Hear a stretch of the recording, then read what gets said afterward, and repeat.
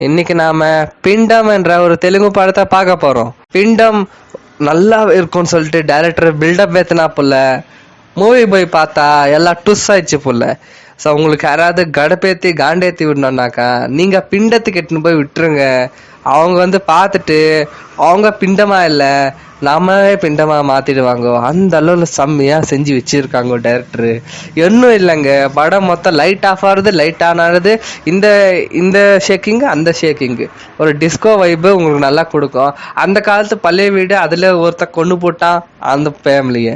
அவங்க எல்லாம் சேர்ந்து ஹீரோ ஃபேமிலி என்ன பண்றான், அதுக்கு வந்து ஒரு காப்பாத்த ஒரு லேடி என்ன வருது, அந்த லேடிக்கு வந்துட்டு அவன் எப்படி சூனியம் வச்சான், அதான் பிண்டம் எப்படி வச்சான். இதுக்கு பாட்டு லீடு வேற. இது மொத்தத்தையும் சேர்த்ததுதான் பிண்டம். எப்படி இருக்குன்னு சொல்ல போனாக்கா ஓவரா தலைவலிக்காம கொஞ்சமா ஃபிக்ஸ் வந்துக்குன்னு நல்லா தக்கன்னு விளையாடலாம். நன்றி. இதோட உங்களுக்கு பிடிச்சிருந்துச்சுன்னா இந்த ஸ்டைலில் கண்டினியூ பண்ணுறேன். தேங்க்யூ.